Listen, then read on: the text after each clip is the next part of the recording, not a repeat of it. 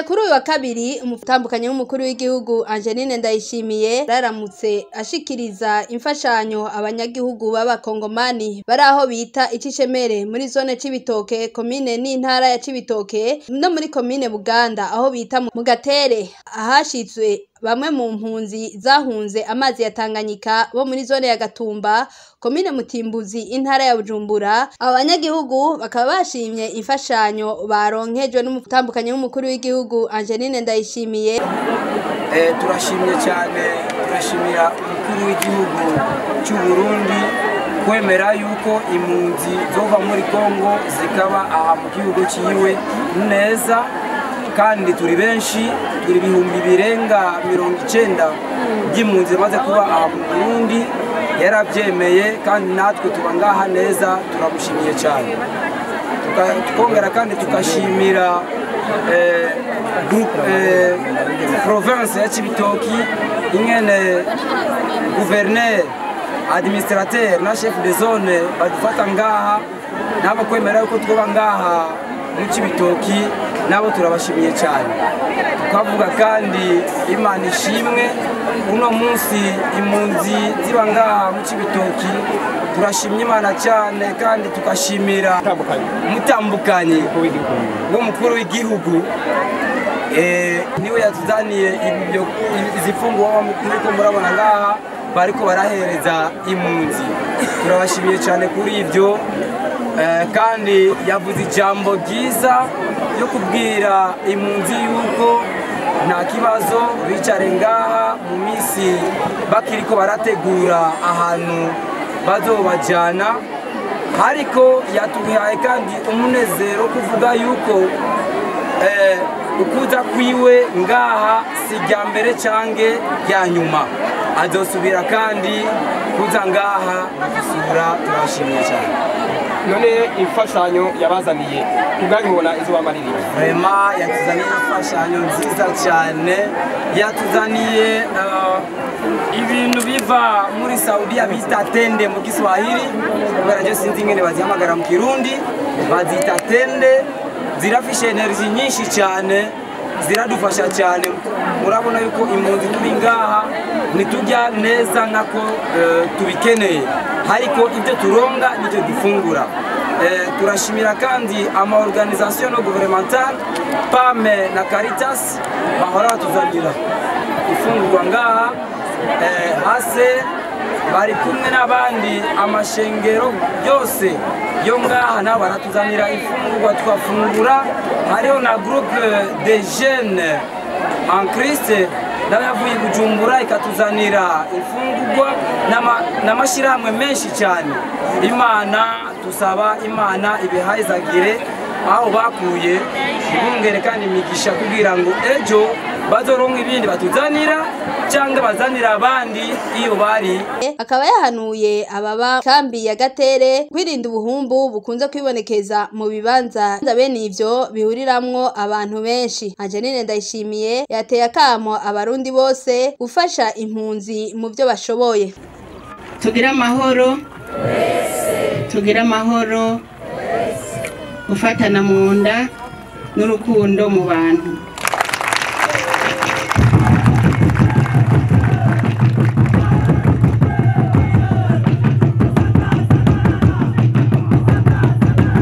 Aha rero tugenzwa n'umutima w'urukundo. Twaherukanye mu bimbi, none tubasanze niyo muri.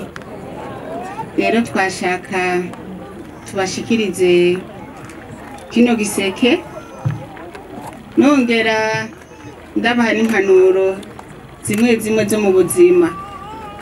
Murazi ko keshi iyo abantu bari hamwe na cane cane muri mwe n'ano masite haduka ingeso nyinshi zitandukanye, ingeso z'ubuhumbu, na cane cane ko atabikorwa byinshi biba bihari, baca usanga bamwe ko batakaza umwanya mu guhungabanya ubuzima bwabo.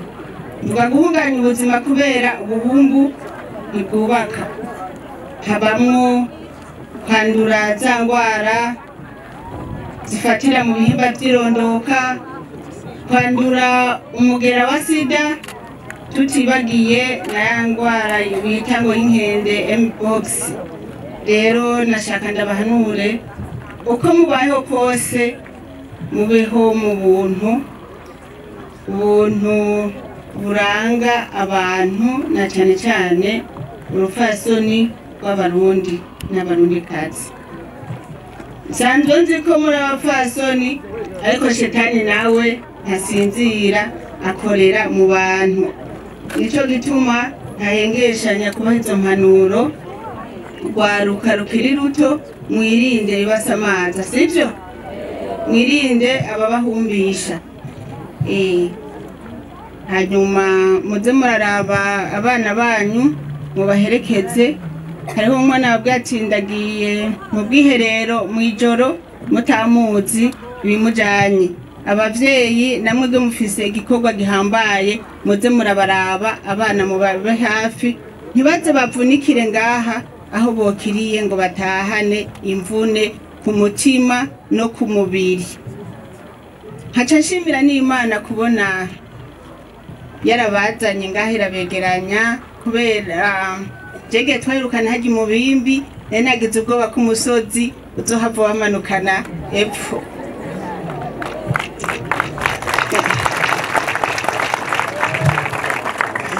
Burya bindongozi ntitera ubwoba birongoye ariko hajeje mu gisabisho naguma nsaba Imana ko hajya ahantu ntaze habe ingaruka zindi zidusubiza mu ihumbi.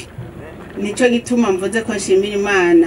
Ntave mwiyumvira ngo nshimira Imana kubera mutari mu mazu yanyu, nshimira Imana ko mukiriho kandi twese turi bazima.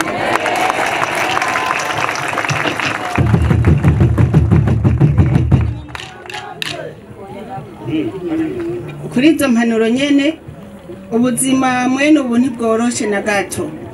Nashaka kubwira abarundi bose kugarukana wa mutima wa kera urukundo. Bamwe bose ndazibwira ngo mwese muvuka mu Gatumba. Oya, muze muragenda kabisa ku miryango yanyu. Imiryango y'aba bantu ize irabakira kubera ubu buzima ntibworoshe na gato. Ntibworoshe ku bana bakiri bato, ku bana bakeneye kazoza kabo mu mashure. Ntibworoshe no ku bavyeyi bari ngaha.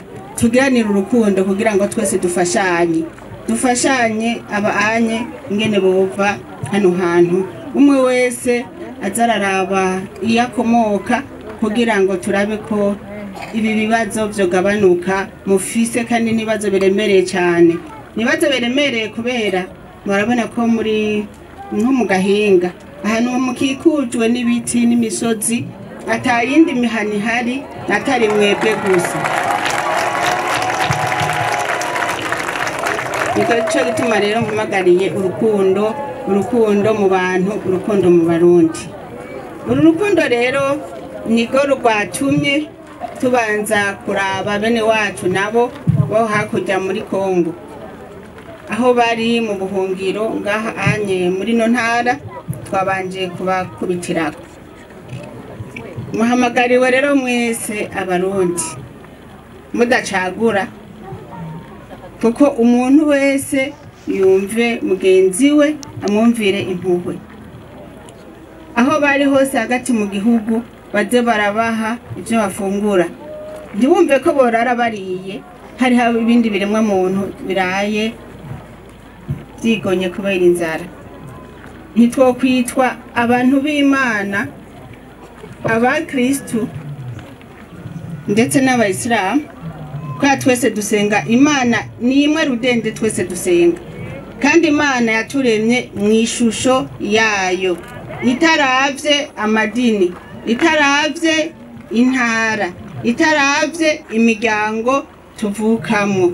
Nico gituma twese duhamagariwe kuba umwe, dusenyere ku mugozi umwe, twese tugira ubumwe, tugire urunani na cane cane urukundo. Reka rero nshimire cyane vyimva mutima ishira hamwe OMS ngaha mu Burundi, nyishira hamwe rijejwe amagara y'abantu ku isi, tutibagiye na HCR n'abandi bose. Mwumvise amahera bakoresheje kugira ngo ibinye biboneke, ntimuhave muvuga ngo urwego rw'umutambukanyi w'umukuru w'igihugu ngo rwaba bwavuye. Oya, ibi bibazo mufise hariho n'abandi babifise. Ajya amahera se yo ngaha gusa ni ukuza murasabikanya n'abandi, sibyo? Nizeye ko ajya amahera mwavuze atari yibi gusa. Oya, turasabikanya n'abandi kugira rwa rukundo rushware mu bantu bose, mu bantu bose. Rero nagira ndabashimire cyane urukundo munyereka iyo nje kubaraba n'ubwigitangaza. Nanjye ndabakunda, canke babiri canke batatu. Urukundo rero shaka kuza ndarusabikanya n'abandi bose, hama nkaba ndabifurije kuzogira Pasika nziza. Abayisilamu nabo mubandanye munezererwa gufungura kwanyu. Ibyo byose vyerekana ko Imana ikunda abantu, kandi ivyo Imana ikora n'igitangaza, ikarema amafungo y'abayisilamu byose byabaye mu kiringo kimwe kugira ngo tugire inguvu twese mu gusenga Imana, tuje hamwe tugire urunani. Nico gituma n'abafunguye mwoguma muyisenga, n'abari mu ikarema ntibazovuge bati Pasika irageze reka tuhagarike gusenga Imana, kuko nasanze benshi hariho abantu bagira utwigoro kubera ibihe.